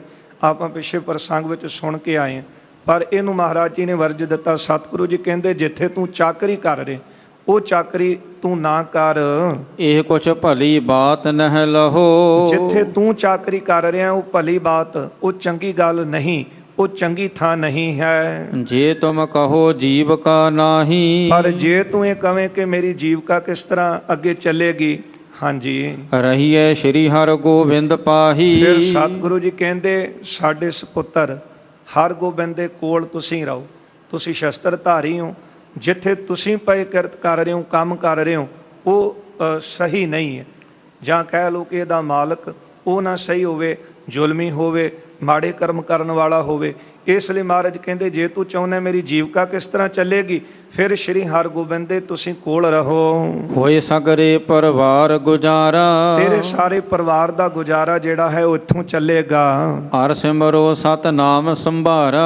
ਅਤੇ ਹਮੇਸ਼ਾ ਮਹਾਰਾਜ ਕਹਿੰਦੇ ਜਿਹੜਾ ਸਤਨਾਮ ਪਰਮੇਸ਼ਰ ਦਾ ਨਾਮ ਹੈ ਉਹਨੂੰ ਸੰਭਾਲ ਕੇ ਰੱਖੋ, ਉਹਨੂੰ ਚੇਤੇ ਰੱਖੋ। ਦੁਨੀਆ ਕੇ ਕਾਰਜ ਹੋਏ ਪੂਰੇ। ਜੇ ਨਾਮ ਨੂੰ ਸੰਭਾਲੋਗੇ ਹਿਰਦੇ ਵਿੱਚ ਤੇ ਕੋਈ ਕਾਰਜ ਜਿਹੜਾ ਉਹ ਰੁਕੇਗਾ ਨਹੀਂ, ਸਾਰੇ ਕਾਰਜ ਪੂਰੇ ਹੋਣਗੇ। ਦੀਨ ਬਿਖੈ ਉਜਲ ਮੁਖ ਰੂਰੇ। ਸਤਿਗੁਰੂ ਕਹਿੰਦੇ ਇੱਥੇ ਚਾਕਰੀ, ਇੱਥੇ ਜਿਹੜੀ ਨੌਕਰੀ ਕਰਨੀ ਹੈ, ਕਿਰਤ ਕਰਨੀ ਹੈ, ਉਹ ਵੀ ਸਾਫ਼ ਸੁਥਰੀ ਹੋਵੇ, ਲੋਕ ਵਿੱਚ ਵੀ ਸੁੱਖ ਤੇ ਫਿਰ ਪਰਲੋਕ ਵਿੱਚ ਵੀ ਜਾਓਗੇ ਤੇ ਉੱਥੇ ਵੀ ਸੁੱਖ ਮਾਣੋਗੇ। ਸੁਨ ਗੰਗਾ ਸਹਿਗਲ ਹਰਿ ਖਾਇਓ। ਸੁਣ ਕੇ ਗੁਰੂ ਸਾਹਿਬ ਜੀ ਦਾ ਬਚਨ ਭਾਈ ਗੰਗਾ ਸਹਿਗਲ ਬੜੇ ਪ੍ਰਸੰਨ ਹੋਏ ਹਨ। ਦੋਹੂ ਲੋਕ ਮੈਂ ਗੁਰ ਅਪਨਾਇਓ। ਦੋਨਾਂ ਲੋਕਾਂ ਦੇ ਵਿੱਚ ਗੁਰੂ ਸਾਹਿਬ ਜੀ ਨੇ ਇਹਨੂੰ ਆਪਣਾ ਬਣਾ ਲਿਆ। ਜਦੋਂ ਕਿਹਾ ਨਾ ਮਹਾਰਾਜ ਸਤ ਬਚਨ, ਸਤਿਗੁਰਾਂ ਨੇ ਕਿਹਾ ਉੱਥੇ ਕਿਰਤ ਸਹੀ ਨਹੀਂ, ਤੇ ਜੇ ਤੂੰ ਚਾਹੁੰਦਾ ਹੈ ਕਿ ਕੋਈ ਕਿਰਤ ਮੈਨੂੰ ਮਿਲੇ, ਮੇਰਾ ਗੁਜ਼ਾਰਾ ਕਿਸ ਤਰ੍ਹਾਂ ਚੱਲੇ, ਤੇ ਮਹਾਰਾਜ ਕਹਿੰਦੇ ਫਿਰ ਹਰਗੋਬਿੰਦ ਦੇ ਕੋਲ ਰਹੋ। ਤੁਸੀਂ ਸ਼ਸਤਰਧਾਰੀ ਹੋ, ਸੂਰਮੇ ਹੋ। ਪਤਾ ਹੈ ਗੁਰੂ ਸਾਹਿਬ ਜੀ ਆਉਣ ਵਾਲਾ ਸਮਾਂ ਮਹਾਰਾਜ ਕਿ ਇਹਨਾਂ ਨੇ ਸ਼ਸਤਰਧਾਰੀ ਹੋ ਕਰਕੇ ਧਰਮ ਯੁੱਧ ਕਰਨੇ ਹਨ। ਮਹਾਰਾਜ ਕਹਿੰਦੇ ਇਹਨਾਂ ਦੇ ਕੋਲ ਰਹੋ ਤੇ ਨਾਮ ਨੂੰ ਹਮੇਸ਼ਾ ਯਾਦ ਰੱਖੋ, ਲੋਕ ਪਰਲੋਕ ਦੋਨਾਂ ਵਿੱਚ ਸੁੱਖ ਮਾਣੋਗੇ। ਗੁਰੂ ਸਾਹਿਬ ਦਾ ਬਚਨ ਸੁਣ ਕੇ ਭਾਈ ਗੰਗਾ ਸਹਿਗਲ ਬੜੇ ਪ੍ਰਸੰਨ ਹੋਏ ਹਨ। ਇਸ ਤੇ ਅਪਰ ਨਾ ਆਛੀ ਬਾਤ। ਕਿਉਂਕਿ ਗੁਰੂ ਸਾਹਿਬ ਜੀ ਨੇ ਦੋਨਾਂ ਲੋਕਾਂ ਵਿੱਚ ਇਹਨੂੰ ਆਪਣਾ ਬਣਾ ਲਿਆ। ਜਿਹੜਾ ਗੁਰੂ ਦੀ ਮੰਨਦਾ ਹੈ ਲੋਕ ਵਿੱਚ ਤਾਂ ਗੁਰੂ ਦਾ ਹੋਇਆ ਹੀ ਹੈ, ਜੇ ਬਚਨ ਮੰਨਿਆ ਤੇ ਪਰਲੋਕ ਵਿੱਚ ਵੀ ਫਿਰ ਗੁਰੂ ਸਾਹਿਬ ਇਹਨੂੰ ਆਪਣਾ ਬਣਾ ਕੇ ਰੱਖਦੇ। ਕਹਿੰਦੇ ਨੇ ਮੇਰਾ ਹੈ ਨਾ, ਧਰਮ ਰਾਏ ਦਰ ਕਾਗਦ ਫਾਰੇ, ਜਨ ਨਾਨਕ ਲੇਖਾ ਸਮਝਾ। ਜਦੋਂ ਧਰਮਰਾਜ ਨੇ ਕਾਗਜ਼ ਫੜ ਕੇ ਦੇਖੇ ਤੇ ਗੁਰੂ ਨਾਨਕ ਸਾਹਿਬ ਨੇ ਕਹਿ ਦਿੱਤਾ ਇਹ ਤਾਂ ਮੇਰਾ ਹੈ। ਤੇ ਜਿਹਨੂੰ ਕਿਹਾ ਗੁਰੂ ਨਾਨਕ ਸਾਹਿਬ ਨੇ ਮੇਰਾ ਹੈ, ਤੇ ਫਿਰ ਧਰਮਰਾਜ ਦੀ ਕੀ ਜ਼ਰੂਰਤ ਹੈ ਕਿ ਉਹਦੇ ਕਾਗਜ਼ਾਂ ਨੂੰ ਫੜ ਕੇ ਉਹਦੇ ਕਰਮਾਂ ਵੱਲ ਵੇਖ ਜਾਵੇ। ਇਸ ਲਈ ਉੱਥੇ ਤਾਂ ਕਾਗਜ਼ ਵੀ ਧਰਮਰਾਜਾ ਫਾੜ ਦਿੰਦਾ, ਜੇ ਤੁਹਾਡਾ ਹੈ ਤੇ ਫਿਰ ਤੁਸੀਂ ਲੈ ਜਾਓ ਇਹਨੂੰ ਬਾਂਹ ਫੜ ਕੇ। ਜਿਸ ਤਰ੍ਹਾਂ ਕਿਸੇ ਤਕੜੇ ਦੀ ਚੱਲਦੀ ਹੈ ਨਾ, ਤੇ ਜੇ ਰਾਜਾ ਕੋਈ ਉੱਤੋਂ ਕਹਿ ਦੇਵੇ ਆਪਣੇ ਮੰਤਰੀ ਨੂੰ ਕਿ ਛੱਡ ਦਿਓ ਇਹਨੂੰ, ਇਹਦਾ ਕੋਈ ਲੇਖਾ ਜੋਖਾ ਨਹੀਂ, ਤੇ ਉਸ ਵੇਲੇ ਨਹੀਂ ਦੇਖਿਆ ਜਾਂਦਾ। ਇਸ ਤਰ੍ਹਾਂ ਭਾਈ ਗੰਗਾ ਸਹਿਗਲ ਨੂੰ ਸਤਿਗੁਰਾਂ ਨੇ ਦੋਨਾਂ ਲੋਕਾਂ ਵਿੱਚ ਆਪਣਾ ਬਣਾ ਲਿਆ। ਇਹ ਕਹਿਣ ਲੱਗਾ ਮਹਾਰਾਜ ਇਹਦੇ ਨਾਲੋਂ ਹੋਰ ਚੰਗੀ ਗੱਲ ਕਿਹੜੀ ਹੈ। ਰਹਿਤ ਭਇਓ ਸੂਰਾ ਬਖਿਆਤ। ਤੇ ਗੁਰੂ ਸਾਹਿਬ ਜੀ ਦੇ ਕੋਲ ਰਹਿਣ ਲੱਗਾ ਤੇ ਵੱਡਾ ਸੂਰਮਾ ਪ੍ਰਗਟ ਹੋਇਆ ਹੈ। ਜਬ ਰਣ ਰਚ ਸ੍ਰੀ ਹਰਗੋਬਿੰਦ। ਜਿਸ ਸਮੇਂ ਗੁਰੂ ਹਰਗੋਬਿੰਦ ਸਾਹਿਬ ਜੀ ਨੇ ਜੰਗ ਦੇ ਅਖਾੜੇ ਰਚੇ ਹਨ। ਹਤੇ ਤੁਰਕ ਬਹੁ ਬਲੀ ਬਿਲੰਦ। ਭਾਈ ਗੰਗਾ ਸਹਿਗਲ ਇੰਨਾ ਮਹਾਨ ਵੱਡਾ ਸੂਰਮਾ ਸੀ, ਇਹਨੇ ਬਹੁਤੇ ਤੁਰਕ ਜਿਹੜੇ ਸਨ ਆਪਣੀ ਤਲਵਾਰ ਦੇ ਨਾਲ, ਆਪਣੀ ਸ੍ਰੀ ਸਾਹਿਬ ਦੇ ਨਾਲ ਖਤਮ ਕੀਤੇ ਸਨ। ਨਹੀਂ ਪੀਠ ਰਿਪ ਕੋ ਦਿਖਰਾਈ। ਪਰ ਕਿਸੇ ਜੰਗ ਦੇ ਮੈਦਾਨ ਵਿੱਚ ਭਾਈ ਗੰਗਾ ਸਹਿਗਲ ਨੇ ਵੈਰੀਆਂ ਨੂੰ ਪਿੱਠ ਨਹੀਂ ਸੀ ਦਿਖਾਈ। ਇਮ ਕਰਤੇ ਨੇ ਸ਼ੁਭ ਗਤ ਪਾਈ। ਇਸ ਤਰ੍ਹਾਂ ਭਾਈ ਗੰਗਾ ਸਹਿਗਲ ਨੇ ਗੁਰੂ ਸਾਹਿਬ ਜੀ ਦਾ ਬਚਨ ਮੰਨ ਕੇ ਇਹਨਾਂ ਨੇ ਸ਼ੁਭ ਕਲਿਆਣ ਪ੍ਰਾਪਤ ਕੀਤੀ ਹੈ। ਅਪਰ ਅਨੇਕ ਸੂਰਮਾ ਆਏ। ਹੋਰ ਵੀ ਅਨੇਕਾਂ ਸੂਰਮੇ ਆਏ ਹਨ। ਪਿਖ ਗੰਗੇ ਕਹੋ ਮੋਦ ਬੜਾਏ। ਤੇ ਭਾਈ ਗੰਗਾ ਸਹਿਗਲ ਨੂੰ ਦੇਖ ਕੇ ਬੜੇ ਖੁਸ਼ ਹੋਏ ਕਿ ਵੱਡਾ ਸੂਰਮੇ ਤੈਨੂੰ ਗੁਰੂ ਸਾਹਿਬ ਨੇ ਆਪਣਾ ਕੋਲ ਰੱਖ ਲਿਆ, ਤੇ ਫਿਰ ਸ਼੍ਰੀ ਹਰਗੋਬਿੰਦ ਸਾਹਿਬ ਦੀ ਨੇੜਤਾ ਤੈਨੂੰ ਮਿਲੀ ਹੈ। ਇਹਨੂੰ ਦੇਖ ਕਰਕੇ ਸੂਰਮੇ ਬੜੇ ਪ੍ਰਸੰਨ ਹੁੰਦੇ ਸਨ। ਦੋਹਰਾ ਹੁਤੋ ਤਪਾ ਹਰ ਬੰਸ ਇੱਕ। ਇਹ ਸਿੱਖਾਂ ਦੇ ਨਾਮ ਹਨ। ਹੁਤੋ ਤਪਾ ਹਰ ਬੰਸ ਇੱਕ, ਭਾਈ ਤਪਾ ਹਰ ਬੰਸ ਜੀ। ਸੇਵ ਕਰਹਿ ਧਰਮਸਾਲ। ਇਹ ਗੁਰੂ ਸਾਹਿਬ ਜੀ ਦੀ ਧਰਮਸ਼ਾਲਾ ਦੇ ਵਿੱਚ, ਧਰਮਸ਼ਾਲਾ ਜਿੱਥੇ ਆਈਆਂ ਸੰਗਤਾਂ ਰੁਕਦੀਆਂ ਸਨ, ਧਰਮਸ਼ਾਲਾ ਜਿੱਥੇ ਆਈਆਂ ਸੰਗਤਾਂ ਨੂੰ ਗੁਰੂ ਸਾਹਿਬ ਉਪਦੇਸ਼ ਵੀ ਦਿੰਦੇ ਸਨ। ਇਹ ਧਰਮਸ਼ਾਲਾ ਵਿੱਚ ਜਿੱਥੇ ਆ ਕੇ ਸੰਗਤ ਰੁਕਦੀ ਸੀ ਤੇ ਉਹਨਾਂ ਦੀ ਸੇਵਾ ਵਿੱਚ ਹਾਜ਼ਰ ਰਹਿੰਦੇ ਸਨ। ਥਕਤ ਜੋ ਸਿੱਖ ਤਿਸ ਕੇ ਚਰਨ ਧੋਏ। ਜਿਹੜਾ ਵੀ ਸਿੱਖ ਚੱਲ ਕੇ ਆਉਂਦਾ ਸੀ ਗੁਰੂ ਦਰ ਤੇ ਪਹਿਲੇ ਸਮਿਆਂ ਦੇ ਵਿੱਚ ਜ਼ਿਆਦਾ ਪੈਦਲ ਹੀ ਚੱਲਦੇ ਸਨ। ਅੱਜ ਤਾਂ ਚਲੋ ਸਾਧਨ ਮਾਲਕ ਨੇ ਦਿੱਤੇ ਹਨ ਕਿ ਦਰਸ਼ਨ ਕੀਤੇ ਤੇ ਆਪਣੇ ਘਰ ਨੂੰ ਵੀ ਪਰਤ ਗਏ। ਪਹਿਲੇ ਸਮਿਆਂ ਵਿੱਚ ਚੱਲ ਕੇ ਆਉਣਾ ਦੂਰੋਂ, ਪੈਂਡਾ ਵੀ ਜਿਹੜਾ ਉਹ ਪੈਦਲ ਤੈਅ ਕਰਨਾ, ਫਿਰ ਆ ਕਰਕੇ ਆਰਾਮ ਕਰਨਾ। ਭਾਈ ਸਾਹਿਬ ਜੀ ਤਪਾ ਹਰਬੰਸ ਇਹਨਾਂ ਦਾ ਨਾਮ ਹੈ। ਜਿਹੜਾ ਵੀ ਸਿੱਖ ਚੱਲ ਕੇ ਆਉਂਦਾ ਸੀ, ਚੱਲ ਕੇ ਥੱਕਿਆ ਹੁੰਦਾ ਸੀ, ਚਰਨ ਧੋਏ ਤਪਤ ਜਲ ਨਾਲ, ਤੇ ਉਹਨਾਂ ਸਿੱਖਾਂ ਦੇ ਭਾਈ ਸਾਹਿਬ ਗਰਮ ਪਾਣੀ ਲੈ ਕੇ ਉਹਨਾਂ ਸਿੱਖਾਂ ਦੇ ਚਰਨ ਧੋਂਦੇ ਸੀ। ਚਰਨ ਧੋਏ ਤਪਤ ਜਲ ਨਾਲ। ਚਾਉ ਪਈ ਦੇਖ ਸ਼ੁੱਧਤ ਭੋਜਨ ਅਚਵਾਵੈ। ਜੇ ਕਿਸੇ ਨੂੰ ਭੁੱਖਾ ਦੇਖਦੇ ਸਨ ਤੇ ਉਹਨੂੰ ਪ੍ਰਸ਼ਾਦ ਪਾਣੀ ਜਿਹੜਾ ਸੀ ਉਹ ਦਿੰਦੇ ਸਨ। ਨਿਸਾ ਸੁਪਤ ਕੇ ਪਾਏ ਦਬਾਵੈ। ਜਦੋਂ ਸਿੱਖ ਸੰਗਤਾਂ ਰਾਤ ਨੂੰ ਸੌਂਦੀਆਂ ਸੀ, ਆਰਾਮ ਕਰਦੀਆਂ ਸੀ, ਤੇ ਉਹਨਾਂ ਦੇ ਪਾਏ ਦਬਾਵੈ, ਉਹਨਾਂ ਦੇ ਚਰਨ ਘੁੱਟਦੇ ਸਨ ਕਿ ਤੁਸੀਂ ਮੇਰੇ ਮਾਲਕ ਦੇ ਦਰਸ਼ਨ ਕਰਨ ਵਾਸਤੇ ਆਏ ਹੋ, ਤੁਹਾਡਾ ਤੇ ਇੱਕ ਇੱਕ ਕਦਮ ਚੱਲਿਆ ਇੰਨਾ ਸਫਲਾ ਹੈ। ਕਿਉਂਕਿ ਜਿਹੜਾ ਵੀ ਇੱਕ ਕਦਮ ਭਾਈ ਸਾਹਿਬ ਜੀ ਕਹਿੰਦੇ ਜਦੋਂ ਤੁਰਦਾ ਹੈ ਗੁਰੂ ਵੱਲ, ਤੇ ਆਪਾਂ ਉਹਨਾਂ ਦੇ ਬਚਨ ਪੜ੍ਹਦੇ ਹਾਂ, ਚਰਨ ਸ਼ਰਨ ਗੁਰ ਏਕ ਪੈਂਡਾ ਜਾਏ, ਚੱਲ ਸਤਿਗੁਰ ਕੋਟ ਪੈਂਡਾ ਅੱਗੇ ਹੋਏ ਲੇਤ। ਉਹਦਾ ਚੱਲਿਆ ਹੋਇਆ ਇੱਕ ਕਦਮ ਵੀ ਇਹਨਾਂ ਗੁਰੂ ਨੇ ਪ੍ਰਵਾਨ ਕੀਤਾ ਹੈ। ਫਿਰ ਇੱਕ ਇੱਕ ਪੁੱਟਿਆ ਹੋਇਆ ਕਦਮ ਕਈ ਕਈ ਜੱਗਾਂ ਦਾ ਫਲ ਦੇ ਜਾਂਦਾ ਹੈ। ਜਿਹੜਾ ਕੋਈ ਜੱਗ ਕਰਕੇ ਫਲ ਲੈਂਦਾ ਸੀ, ਜਿਹੜਾ ਗੁਰੂ ਦੇ ਵੱਲ ਚੱਲਿਆ ਹੋਇਆ ਕਦਮ ਹੈ ਉਹ ਕਈ ਕਈ ਜੱਗਾਂ ਦਾ ਫਲ ਦਿੰਦਾ ਹੈ। ਇਸ ਲਈ ਆਏ ਹੋਏ ਸਿੱਖਾਂ ਦੇ ਚਰਨ ਦਬਾਉਂਦੇ, ਮੁੱਠੀ ਚਾਪੀ ਕਰਦੇ ਸਨ। ਸੀਤ ਕਾਲ ਭੂਰੇ ਤਬ ਦੇਤ। ਉਹਨਾਂ ਗੁਰਸਿੱਖਾਂ ਨੂੰ ਜਦੋਂ ਠੰਡ ਦਾ ਸਮਾਂ ਹੁੰਦਾ ਸੀ ਤੇ ਉਹਨਾਂ ਨੂੰ ਕੰਬਲ ਦਿੰਦੇ ਸੀ, ਕਿਉਂਕਿ ਠੰਡ ਤੋਂ ਉਹਨਾਂ ਨੂੰ ਬਚਾਉਂਦੇ ਸਨ। ਧਰਮਸਾਲ ਲੇਪਨ ਕਰ ਲੇਤ। ਜਿਹੜੀ ਧਰਮਸ਼ਾਲਾ ਸੀ ਉਹਨੂੰ ਚੰਗੀ ਤਰ੍ਹਾਂ ਲਿਪਦੇ ਵੀ ਆਪ ਹੱਥੀਂ ਸਨ, ਕਿਉਂਕਿ ਪਹਿਲੇ ਸਮਿਆਂ ਵਿੱਚ ਕੱਚਾ ਹੋਣਾ ਸਾਰਾ, ਤੇ ਉਹਦੀ ਫਿਰ ਲਪਾਈ ਕਰਨੀ।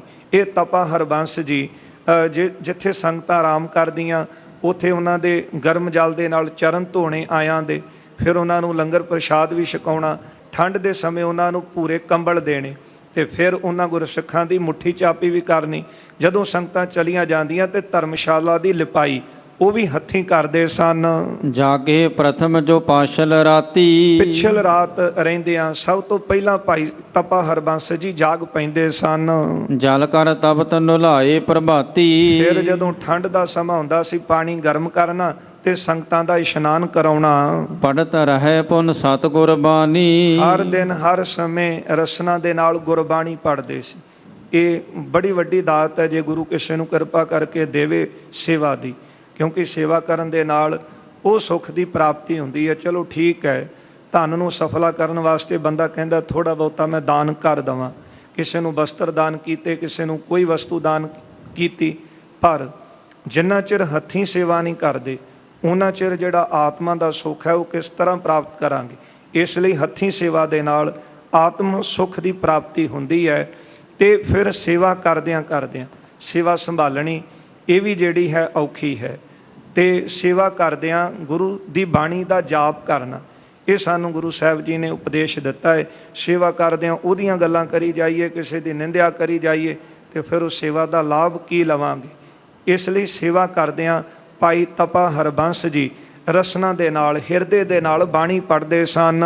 ਇਮ ਸੇਵਾ ਕੋ ਠਾਨ ਮਹਾਨੀ। ਇਸ ਤਰ੍ਹਾਂ ਭਾਈ ਤਪਾ ਹਰਬੰਸ ਜੀ ਨੇ ਮਹਾਨ ਸੇਵਾ ਕੀਤੀ ਹੈ। ਕਵਿ ਗੁਰਦਾਸ ਕੀਨ ਜੋ ਬਾਣੀ। ਪਰ ਭਾਈ ਗੁਰਦਾਸ ਸਾਹਿਬ ਜੀ ਨੇ ਜਿਹੜੀ ਬਾਣੀ ਉਚਾਰਨ ਕੀਤੀ ਹੈ, ਇੱਕ ਦਿਨ ਪੜਤ ਰੁਚੋ ਹੱਥ ਠਾਨੀ। ਇੱਕ ਦਿਨ ਭਾਈ ਤਪਾ ਹਰਬੰਸ ਜੀ ਰੁਚੀ ਦੇ ਨਾਲ, ਪ੍ਰੇਮ ਦੇ ਨਾਲ ਭਾਈ ਗੁਰਦਾਸ ਜੀ ਦੀ ਬਾਣੀ ਪੜ੍ਹ ਰਹੇ ਸੀ। ਕਿਤਕ ਸਿੱਖ ਬੋਲੇ ਤਿਸ ਪਾਹੀ। ਕੁਝ ਸਿੱਖ ਭਾਈ ਸਾਹਿਬ ਦੀ ਰਸਨਾ ਤੋਂ ਸੁਣਿਆ ਉਹਨਾਂ ਨੇ ਕਿ ਇਹ ਭਾਈ ਗੁਰਦਾਸ ਜੀ ਦੀ ਰਚਨਾ ਜਦੋਂ ਪੜ੍ਹ ਰਹੇ ਸਨ, ਤੇ ਕੁਝ ਸਿੱਖ ਕਹਿਣ ਲੱਗੇ, ਗੁਰਬਾਣੀ ਕਿਉਂ ਪੜ੍ਹੈ ਨਾਹੀ। ਕਹਿਣ ਲੱਗੇ, ਗੁਰਸਿੱਖਾ ਤੂੰ ਗੁਰੂ ਦੀ ਬਾਣੀ ਨਹੀਂ ਪੜ੍ਹਦਾ, ਅਪਰ ਕਵੀ ਨੇ ਸਿੱਖ ਨਹਿ ਪੜ੍ਹੈ। ਤੂੰ ਗੁਰੂ ਸਾਹਿਬ ਦੀ ਬਾਣੀ ਕਿਉਂ ਨਹੀਂ ਪੜ੍ਹ ਰਿਹਾ, ਹੋਰ ਕਵੀਆਂ ਦੀ ਜਾਂ ਸਿੱਖ ਦੀ ਰਚਨਾ ਪੜ੍ਹ ਰਿਹਾ ਹੈ। ਸਤਿਗੁਰ ਸ਼ਬਦ ਪ੍ਰੀਤ ਤੇ ਰੜੇ। ਜਿਹੜੇ ਗੁਰੂ ਦੇ ਸ਼ਬਦ ਹਨ ਉਹ ਪ੍ਰੀਤੀ ਦੇ ਨਾਲ, ਪ੍ਰੇਮ ਦੇ ਨਾਲ ਪੜ੍ਹਨੇ ਚਾਹੀਦੇ ਨੇ। ਝਗਰ ਪਰਸ ਪਰ ਗੁਰ ਢਿਗ ਆਏ। ਇਸ ਤਰ੍ਹਾਂ ਆਪਸ ਦੇ ਵਿੱਚ ਕੁਝ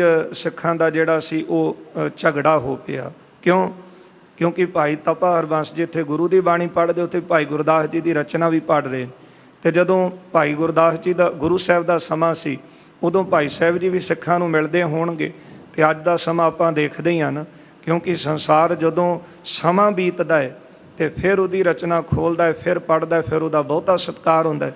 ਪਰ ਜਦੋਂ ਉਹਨਾਂ ਦੇ ਨਾਲ ਹੋਵੇ ਤੇ ਉਹ ਕਹਿੰਦੇ ਨੇ ਸਾਡਾ ਹੀ ਤਾਂ ਸਾਥੀ ਹੈ। ਕੁਝ ਸਿੱਖਾਂ ਨੇ ਕਹਿ ਦਿੱਤਾ, ਤੂੰ ਗੁਰੂ ਦੀ ਬਾਣੀ ਪੜ੍ਹ, ਤੂੰ ਰਚਨਾ ਹੋਰ ਕਿਉਂ ਪੜ੍ਹ ਰਿਹਾ ਸਿੱਖ ਦੀ।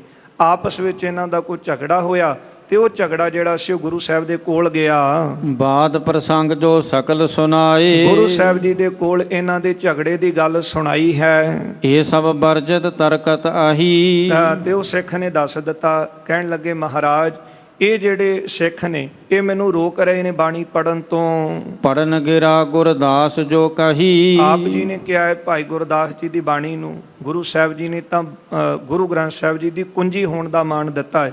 ਸਤਿਗੁਰੂ ਜੀ, ਮੈਂ ਭਾਈ ਗੁਰਦਾਸ ਜੀ ਦੀ ਰਚਨਾ ਪੜ੍ਹੀ ਤੇ ਇਹਨਾਂ ਨੇ ਮੈਨੂੰ ਪੜਨ ਤੋਂ ਰੋਕਿਆ ਹੈ। ਸੁਨ ਸ਼੍ਰੀ ਅਰਜਨ ਬਾਕ ਉਚਾਰਾ। ਇਹਨਾਂ ਦੀ ਬੇਨਤੀ ਸੁਣ ਕੇ ਗੁਰੂ ਅਰਜਨ ਦੇਵ ਸਾਹਿਬ ਜੀ ਨੇ ਬਚਨ ਕਿਹਾ, ਜਿਸ ਮੈਂ ਸ਼੍ਰੀ ਗੁਰ ਸੁਜਸ ਉਚਾਰਾ। ਸਤਿਗੁਰੂ ਜੀ ਕਹਿੰਦੇ, ਗੁਰ ਸਿੱਖੋ, ਜਿਸ ਬਾਣੀ ਦੇ ਵਿੱਚ, ਜਿਨ੍ਹਾਂ ਬਚਨਾਂ ਦੇ ਵਿੱਚ ਗੁਰੂ ਦਾ ਜਸ ਹੋਵੇ, ਸਤਨਾਮ ਕੀ ਮਹਿਮਾ ਕਹੀ। ਪਰਮਾਤਮਾ ਦੇ ਨਾਮ ਦੀ, ਅਕਾਲ ਪੁਰਖ ਦੇ ਨਾਮ ਦੀ ਮਹਿਮਾ ਕਹੀ ਹੋਵੇ, ਤਿਸ ਕਉ ਪੜੋ ਸੋ ਤਰਕੋ ਨਾਹੀ। ਉਸ ਬਾਣੀ ਨੂੰ ਪ੍ਰੇਮ ਦੇ ਨਾਲ ਪੜੋ ਤੇ ਉਹਦੇ ਉੱਤੇ ਤਰਕ ਨਾ ਕਰੋ। ਆਪਾਂ ਭਾਈ ਗੁਰਦਾਸ ਜੀ ਦੀ ਰਚਨਾ ਪੜ੍ਹਦੇ ਹਾਂ, ਸਾਧ ਸੰਗਤ ਸ਼੍ਰੀ ਹਰਿਮੰਦਰ ਸਾਹਿਬ ਜੀ ਦੇ ਅੰਦਰ ਜਿੱਥੇ ਗੁਰੂ ਸਾਹਿਬਾਨਾਂ ਦੀ ਬਾਣੀ ਦਾ ਕੀਰਤਨ ਹੁੰਦਾ ਹੈ, ਉੱਥੇ ਭਾਈ ਗੁਰਦਾਸ ਜੀ ਦੀ ਰਚਨਾ, ਭਾਈ ਨੰਦ ਲਾਲ ਜੀ ਦੀ ਰਚਨਾ, ਭਾਵੇਂ ਉਹ ਸਿੱਖਾਂ ਦੀ ਰਚਨਾ ਹੈ, ਪਰ ਉਸ ਵਿੱਚ ਗੁਰੂ ਦੀ ਮਹਿਮਾ ਗਾਇਨ ਕੀਤੀ, ਪਰਮਾਤਮਾ ਦੇ ਨਾਮ ਦੀ ਮਹਿਮਾ ਬਿਆਨ ਕੀਤੀ। ਮਹਾਰਾਜ ਕਹਿੰਦੇ, ਇਸ ਲਈ ਜਿਹਦੇ ਵਿੱਚ ਗੁਰੂ ਦੀ ਮਹਿਮਾ ਹੋਵੇ, ਜਿਸ ਮੈਂ ਸ਼੍ਰੀ ਗੁਰ ਸੁਜਸ ਉਚਾਰਾ, ਸਤਨਾਮ ਕੀ ਮਹਿਮਾ ਕਹੀ, ਤਿਸ ਕੋ ਪੜੋ ਸੋ ਤਰਕੋ ਨਹੀਂ। ਉਹਨੂੰ ਪੜੋ, ਉਹਦੇ ਤੇ ਤਰਕ ਨਾ ਕਰੋ।